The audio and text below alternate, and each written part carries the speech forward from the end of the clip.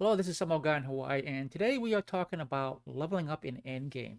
Wonderland's current endgame involves getting to level cap 40 and doing either Chaos Chamber runs or the new Mirrors of Mystery DLC content. Chaos Chamber runs include trial runs that increase our Chaos level one run at a time up to a current max of 35. Chaos levels are analogous to Borderlands 3 Mayhem levels. Both games present us with progressively higher levels with tougher enemies in all content, but also increasingly better gear to deal with those enemies, or in the case of Wonderlands, increasingly higher chances to earn better gear. We'll come back to that. So getting to level cap first is not required as long as we finish the main story. We can even run Chaos Chambers to level up to 40. Going up actual Chaos levels, however, will eventually require a max level optimized build, and depending upon time spent and luck, that chaos level grind can be much harder and longer than one might expect. I'm going to explain why that is and offer some strategies for making it easier. If you don't care about the scaling explanation, you can skip ahead to the timestamp below. Otherwise, let's start with an in-depth explanation of the scaling. Okay, here are the two scaling tables in comparison. The Wonderlands one only goes to Chaos 20 because 35 columns is a lot. I'll explain some of this first, then expand it to 35. Okay, enemy hit points are our main focus. The comparable enemy hit points boosts are here. If we combine the tables, we get this. Okay, this is where the enemy hit point boosts for both games align. Chaos level 8 enemies are equivalent to Mayhem level 1 enemies, and Chaos 15 ones to Mayhem 2, at least in terms of boosted hit points. When we compare Borderlands 3 Mayhem scaling to Wonderland's Chaos levels, Chaos leveling appears a lot milder. The boost to enemy damage between levels is much smaller in Wonderlands. Now let's add Borderlands 3 weapon and gear scaling. Mayhem leveled gear in Borderlands 3 performs at a number of levels above identical non-Mayhem gear equal to the Mayhem level. Damage goes up 9% over the previous level. So, a level 80 Mayhem 2 gun is for all intents and purposes a level 82 gun that does 19% more damage than an identical non-Mayhem one. Okay. Well, let me expand this out to 35. And then let me remove XP, gold, moon orb, and loot luck to make it less cluttered. And now let's add Wonderland's chaotic, volatile, and primordial gear availability. Okay, Wonderlands does not bump up gear performance each chaos level. It uses a tiered system. Chaotic gear starts dropping at chaos level 1, volatile at level 20, and primordial at 35. Chaotic gear, however, is equivalent to Mayhem 2 gear in that it performs as if 2 levels above normal. So plus 90% performance. Wonderland's level cap at the moment is 40, so Chaotic Gear is essentially level 42 gear. Volatile, available at Chaos 20, is plus 41% like Mayhem 4 gear, or level 44 Wonderland's gear. And Primordial, available at Chaos 35, is plus 68% like Mayhem 6 gear, or level 46 Wonderland's gear. Notice that while gear performance goes up alongside Mayhem and Chaos level enemy toughness, that increase is not proportional. Here, enemy hit point is up 400%, but weapon performance only 19%. This is by design and has always been the case in Borderlands. This means that having better gear alone will not be enough to handle content at higher difficulty levels. Borderlands games, to include Wonderlands, force the player to create more efficient, optimized builds to deal with higher difficulty levels. Okay. Wonderlands also differs from Borderlands 3, however, in when that boosted gear starts dropping. Mayhem gear drops at the matching level. We have to be on Mayhem 2 to get Mayhem 2 gear, M3 to get M3 gear, etc. As I just said, however, Chaotic gear in Wonderland starts dropping at Chaos level 1, Volatile gear at 20, and Primordial at 35. This means that gear otherwise balanced for level 15 enemies starts dropping at level 1, and gear otherwise balanced for level 28 enemies starts dropping at level 20. So strictly speaking, we have access to technically overpowered chaotic gear from Chaos 1 through 14, and technically overpowered volatile gear from Chaos 20 through 27. And remember, gear does not go obsolete the moment we go up in level. In Borderlands, gear supposedly optimized for one level often soldiers on doing good work for several more levels before needing replacement.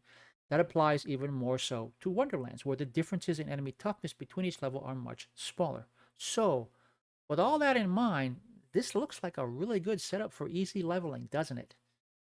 It does, but there's a catch, actually, two. The first and lesser issue is this: Wonderlands increases enemy damage by a small amount each level. Enemies hit a little harder with each level, something mostly absent from BL3. This is not actually that all that bad in my experience, okay? If I die, it's usually more from taking too long to kill the enemy by how hard it hits. Which leads us to the second and more important reason: the fact that Chaos tiered gear drops are RNG dependent and not guaranteed like Mayhem gear. Okay? The drop chance for Chaos tiered gear is shown on our Chaos level menu. This is what it looks like on the table. I know that's hard to see, so here are the highlights. Chaotic starts out at 3.85% at Chaos level 1. That's about 1 chance in 26. And tops out at 28.57% at Chaos 19. That's a little better than 1 chance in 4. It then starts to go back down.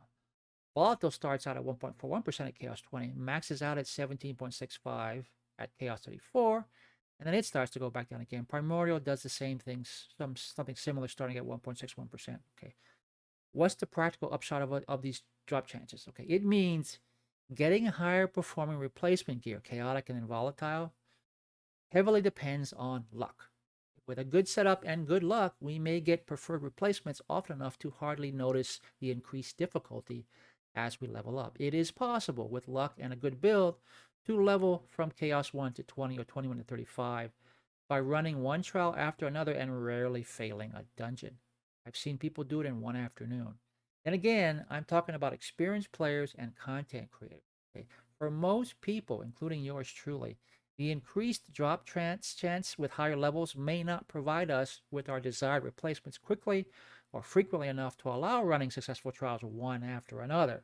It is very easy to end up with a catch-22 situation where we need better gear to go up chaos levels, but we also need to be at a higher level to more consistently get better gear.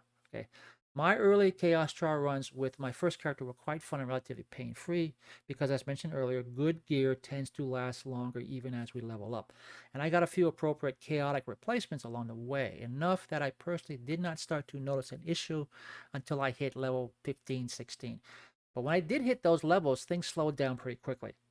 Enough that I had to get more serious about my build and farm for better gear.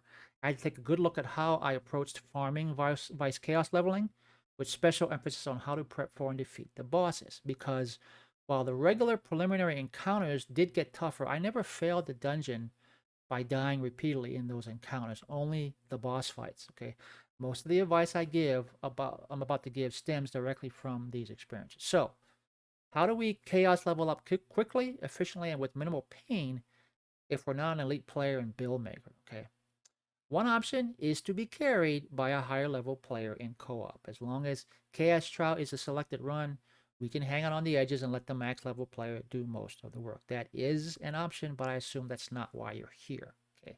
And if you go that route, be aware that while this will get you to max chaos level, it may not provide you with enough appropriate chaotic or volatile gear to allow you to survive on your own at max chaos level, unless you do it repeatedly with these veterans until you get the right gear. So, if we're not going to be carried to 35, here's my advice. First, have a flexible build. There's two parts to that. The first is have an actual build. We can sort of wing it through the main story up to 40, but chaos levels eventually require actual builds designed to deliver concentrated damage in specific ways and survive while doing it. Whether you make your own or copy someone else's, have a build and understand how it's supposed to work. That build should also be flexible in that it should work with different less than perfect gear, because the odds of getting just the right gear with all the right parts and the right enhancement and also chaotic or volatile quickly are pretty much zero. Okay, the build should work with several different spell types, weapons, armor, wards, etc., so that when something good drops that may not fit the build perfectly, we can still take advantage of it. So have a decent, flexible build. Next, understand the difference between Chaos Trial runs and the other Chaos Chamber runs, okay, normal, extended, and featured, and treat them differently. Chaos Trial runs are specifically about getting to the next Chaos level, not accumulating crystals to farm in the bunny room. Okay? The last thing we want to do is spend 20, 30, or more minutes running through 6 encounters only to die multiple times to the boss and fail the dungeon. No level up, no loot. Okay? With that in mind, Do trial runs on relaxed difficulty. Run all the other content on balanced or intense if desired, but make the trial runs as easy as possible by running on relaxed. That extra 15% damage we do and the 50% less done by the enemies makes life a lot easier, especially versus the final bosses. Okay. Along the same lines, always choose the easiest initial modifier. Okay. Unless your build is better suited to the offered harder mod, choose the easier one. Okay. Never do elite encounters. Don't make the run harder by gambling for crystals. Make the run easier versus harder is a common theme throughout this advice. Okay. Do not obsess about secondary objectives. We do them if we can to earn crystals, but not if it means losing a life. We're not worried about maximizing our crystal count, but we do want some crystals to buy any power-ups that can make the boss fight easier. Okay. Do use what crystals we earn, including by solving the skull puzzles, to buy whatever power-ups we deem helpful. I always grab one magazine boost because I use pistols almost exclusively. Spell power, crit damage, elemental damage are all nice too, but your build may benefit from other boosts. Maybe increased max ward or ward regen, max health, you get the idea. Just understand that each time you buy a power-up, the cost for it in crystals goes up for the next one. Okay. Prioritize butt stallion encounters when choosing between the two offered. Okay, followed by extra crystals and finally gear drops. Butt stallion because we'll take any skill boost she gives. To the best of my knowledge, this never hurts, and sometimes it's a huge help. Okay. Then extra crystals because extra crystals to buy perks. Gear drops last. Never ever choose Dragon Lord curses. Remember, the objective is to survive and level up, not make that harder to do. Okay. Optional tip: do trials in co-op. Not talking about being carried. I'm talking about everybody following the same rules I've already stated, all trying to level up together. Multiplayer throws more enemies at us, but a little light teamwork and mutual support can more than compensate, especially during boss battles. So what happens if we do all that and we still keep losing to the boss, failing to level up, coming away with nothing? Couple things. If the problem is low level gear, we obviously need to farm for better stuff. Consider normal or extended chaos chamber runs run at slightly lower than our max chaos level. Okay, if we're stuck at chaos 16, consider farming at 14. Yes, the chaotic gear drop rate goes down a bit, but the boss, along with everything else, will be less tanky. And at this point, we want to maximize our crystal count to get as much loot from the loot room as possible. If we're stuck at 16, we've already beaten at least one boss at 14. They're all should be much easier. Okay, that much easier. Do this until we get some upgraded gear, then go back to the trials at max level.